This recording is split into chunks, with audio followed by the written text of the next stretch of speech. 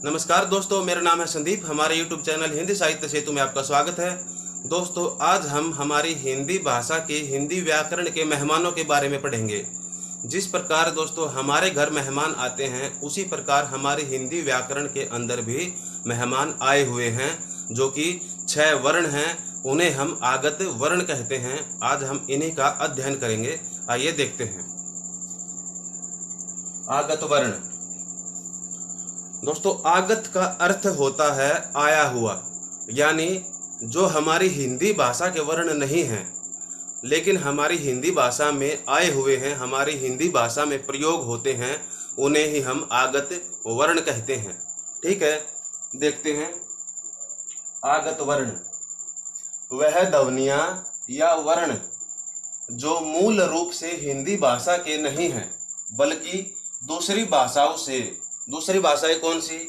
जैसे अरबी, फारसी और अंग्रेजी।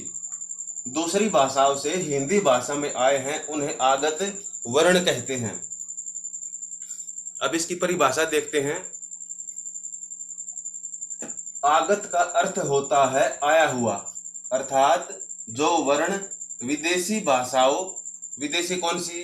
अरबी, फारसी और अंग्रेजी से आकर हिंदी भाषा में मिल गए हैं, उन्हें आगत वर्ण कहते हैं।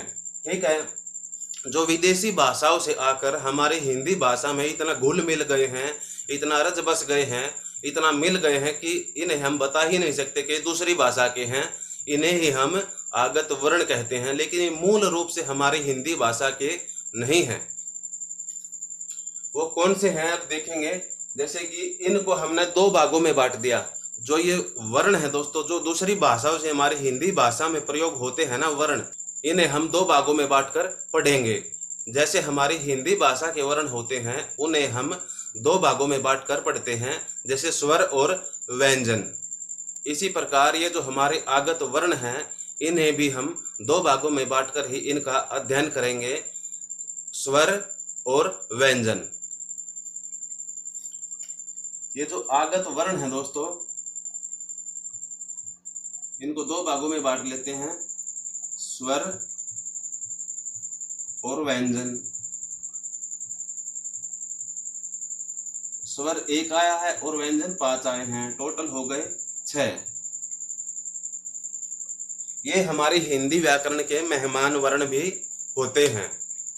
ठीक है, आज हम इन्हीं का अध्ययन करेंगे, 1 स्वर और 5 व्यंजन का। अब देखते हैं आगत स्वर के बारे में। आगत स्वर, ठीक है, ये क्या होता है? वह वर्ण जो अंग्रेजी भाषा से हिंदी भाषा में आया है। ठीक है, जो वह वर्ण जो अंग्रेजी भाषा से हिंदी भाषा में आए हैं, आगत स्वर कहते हैं। इसे अर्धचंद्र, एक तो पूर्ण चंद्र होता है, जैसे कि चांद के ऊपर होता है बिंदी वाला पूर्ण चंद्र, ये हो गया अर्धचंद्र, ऐसे बिना बिंदु का चांद। अर्धचंद्र, बिना बिंदी का चांद भी कहते हैं। इसका चिन्ह होता है ये वाला, इसके ऊपर जो अर्धचंद्र है ना, ये इसका चिन्ह होता है। यह आ और ओ के बीच की ध्वनि होती है। अब अगर इसके हम उदाहरण देखें, जैसे डॉक्टर है, डॉक्टर, तो डॉक्टर में आधा चंद्र लगा होता है। ठीक है, ये जो ऊपर आधा चंद्र है दोस्तों, ये अंग्रेजी से हमारी हिंदी भाषा में आया है, ताकि अंग्रेजी के जो वर्ड हैं, जैसे डॉक्टर है, इनका उच्चारण सही रूप से हो सके। Doctor, coffee, college. ठीक है, ये हो गया हमारा अंग्रेजी का वर्ण जो हिंदी भाषा में प्रयोग हो रहा है। इतना घुल मिल गया है कि इसे हम बता ही नहीं सकते कि यह अंग्रेजी भाषा से आया है। ऐसा लगता है जैसे हमारी हिंदी भाषा का ही है, लेकिन मूल रूप से यह हमारी हिंदी भाषा का वर्ण नहीं है। ये हो गया हमारा आगत स्वर, वह वर्ण जो अंग्रेजी भाषा से हिंदी भाषा में आए हैं, आगत स्वर कहते हैं। इसे अर्धचंद्र, बिना बिंदु वाला चांद भी कहते हैं। इसका चिन्ह होता है ये वाला अर्धचंद्र का, इसका चिन्ह होता है। यह आ और ओ के बीच की ध्वनि होती है। उदाहरण हो गए हमारे डॉक्टर, कॉफी, कॉलेज।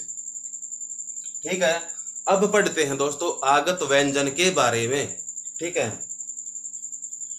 वह वर्ण जो अरबी फारसी भाषा से हिंदी भाषा में आए हैं आगत व्यंजन कहते हैं। अब आगत व्यंजन हो गए, ये अरबी और फारसी भाषा से हिंदी में आए हैं, इन्हें ही हम आगत व्यंजन कहते हैं। आगत का अर्थ होता है आया हुआ, तो कहां से आए? अरबी और फारसी भाषा से। ठीक है, इसलिए इन्हें हम आगत व्यंजन कहते हैं। मूल रूप से ये 5 होते हैं। मूल रूप से दोस्तों 5 होंगे। कौन कौन से हैं? क, ख, ग, ज और फ। अब आप सोचोगे तो हमारी हिंदी भाषा के जो व्याकरण है उसका क वर्ग है, उसमें भी हैं, लेकिन इनमें एक अंतर है दोस्तों। वो क्या है? जैसे कि वो थे क, ख, ग, ज और फ। अब ध्यान से देखिए कि इनके नीचे ना बिंदु नहीं है, जिसे हम नुक्ता बोलते हैं। अब ये जो हैं, इनके सब के नीचे ऐसे बिंदु लगी मिलेगी, इन सब के नीचे बिंदु लगी मिलेगी। यही इनका अंतर है। ठीक है, और इसके अर्थ में भी बिल्कुल अर्थ और अनर्थ वाला काम हो जाता है। इनके दिन और रात का अंतर होगा इनके अर्थ के अंदर। ये जिस शब्द में आएंगे और ये जिस शब्द में आएंगे, इनके उदाहरण का भी हम आगे अध्ययन करेंगे। इनके अर्थ में बहुत अंतर आ जाता है। वो कैसे, अभी हम देखेंगे।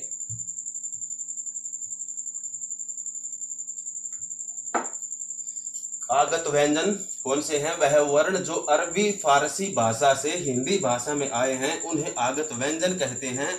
ये मूल रूप से 5 हैं, क, ख, ग, ज, फ। लेकिन समय के साथ साथ अब हिंदी भाषा में मुख्य रूप से 2 का ही प्रयोग होता है। 2 कौन से हैं? ज और फ। क, ख, ग का अब समय के साथ साथ प्रयोग बंद होता जा रहा है। इनका ज्यादा प्रयोग नहीं होता, ना के बराबर ही इनका प्रयोग होता है। इसलिए मुख्य रूप से जो 2 हैं, ज और फ, इन्हीं का ज्यादा प्रयोग होता है।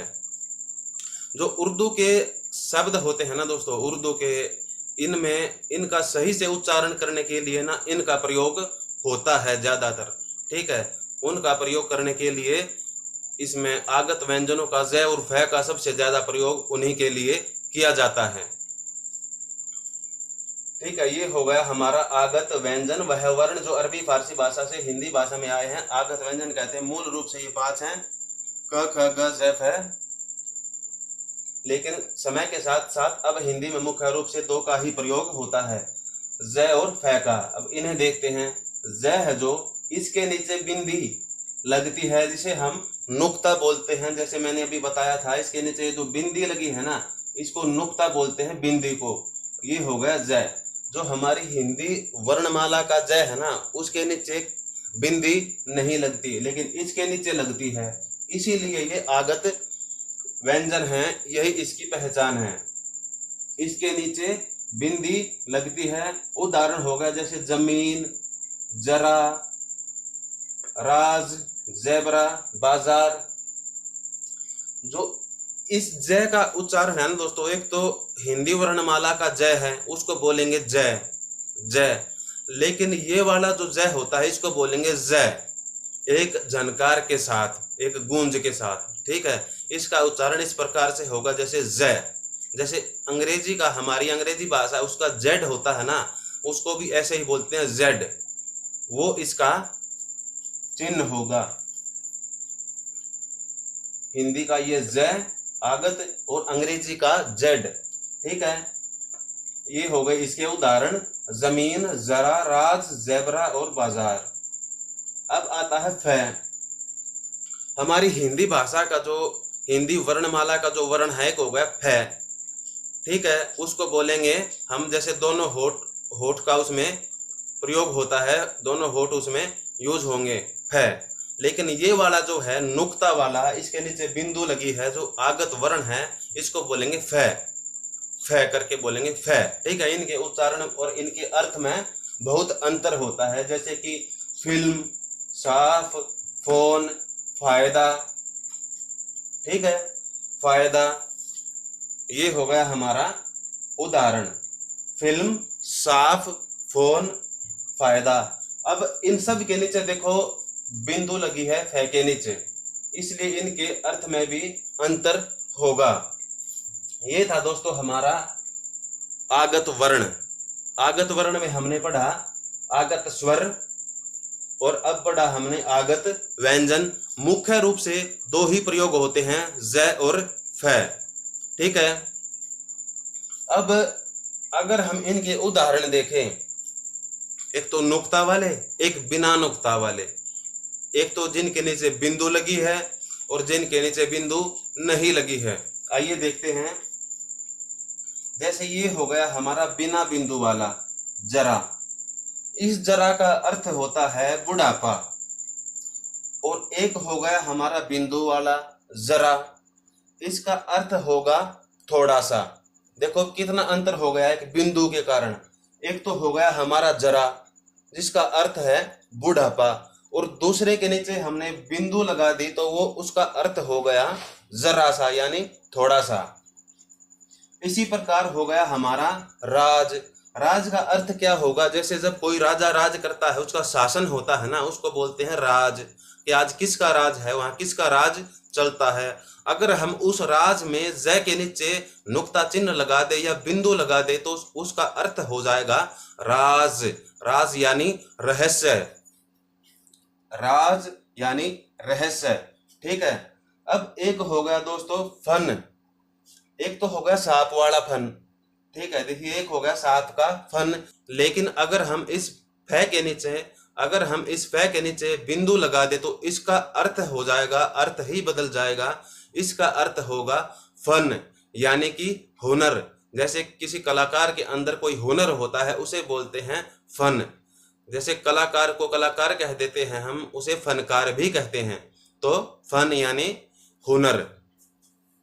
तो ये है दोस्तों, बिंदु लगने से बिल्कुल शब्द का अर्थ ही बदल जाता है।